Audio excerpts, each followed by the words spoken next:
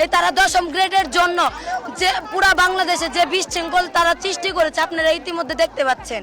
কিন্তু আমাদের শরীরে এক বিন্দু পরিমাণ রক্ত থাকতে আমরা এই দশম গ্রেডে তাদের আসতে দিব না।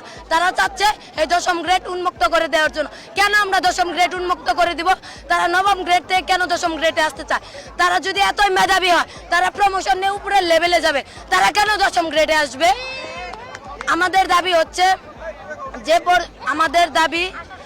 আমাদের এই যে আমরা 7 দফা দাবি নিয়ে আমরা রাজপথে এসেছি, আমাদের 7 দফা দাবি বাস্তবায়ন করে আমরা তারপরে রাজপথ ছেড়ে বাড়িতে ফিরে যাব। তাছাড়া আমরা বাড়িতে ফিরে যাব না।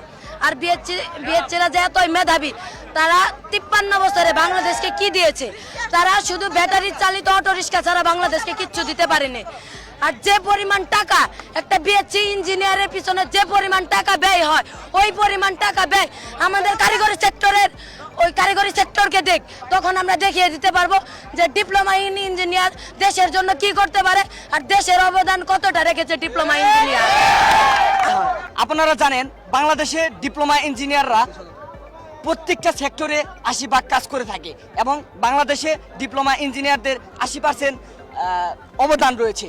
সেই ক্ষেত্রে বিএসসি ভাইরা প্রকৌশলী খাতে বিএসসি ভাইরা তারা 20% অবদান রাখে। তারা ডুয়েটে যারা পড়ালেখা করে তারা আজকে কি করেছে আমাকে দেখান, সারা বাংলাদেশে তারা কোন অবদানটা রেখেছে? আমরা বিদ্যুৎ, গ্যাস, পানি সকল জায়গায় প্রকৌশলী খাতে আমাদের অবদান রয়েছে। তারই ধারাবাহিকতায় আমরা দেশ এবং দেশের মানুষের সেবা করার জন্য আমাদের যে দশম গ্রেড পদমর্যাদা 2য় শ্রেণী কর্মকর্তা হিসেবে আমাদেরকে এটা আমাদের জন্য বরাদ্দ করা হয়েছে, সেটা নিয়ে আমরা সন্তুষ্ট। আমরা কখনো এর প্রতিবাদ করিনি, কিন্তু এই দশম গ্রেড নিয়ে আমাদের বড় ভাইরা তারা একটি নীল নকশা সাজিয়েছে। তারা বলেছে আমরা নাকি ডিপ্লোমা ইঞ্জিনিয়ার লিখতে পারবো না, কিন্তু আমরা বলতে চাই তারা বলেছে আমরা ইঞ্জিনিয়ার লিখতে পারবো না। তারা যেমন সরাসরি প্রকৌশলী লেখে, আমরা কিন্তু সরাসরি প্রকৌশলী লিখি না, আমরা লিখি ডিপ্লোমার প্রকৌশলী। তাহলে তাদের জায়গায় তারা ঠিক আছে, আমাদের জায়গায় আমরা ঠিক আছি। তারা নবম গ্রেডে চাকরি করে, আমরা দশম গ্রেডে চাকরি করি, তাদের প্রতি আমাদের কোনো ক্ষোভ নেই। কিন্তু তারা এখানে আমাদেরকে বলেছে আমাদেরকে টেকনিশিয়ান বলেছে, কিন্তু আমরা কখনো টেকনিশিয়ান ছিলাম না, আমরা টেকনিশিয়ান হতেও চাই না। আমরা অবদান রাখি, আমরা ডিপ্লোমা ইঞ্জিনিয়ার।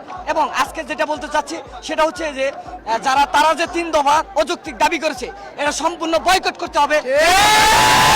যদি বয়কট না করে এই নীল নকশা ভেঙে দেওয়ার জন্য আমরা টাঙ্গাইল পলিটেকনিক ইনস্টিটিউট সহ সারা বাংলাদেশে যে সকল সরকারি পলিটেকনিক এবং বেসরকারি পলিটেকনিক রয়েছে, আমরা আরো কঠোর আন্দোলন দেব।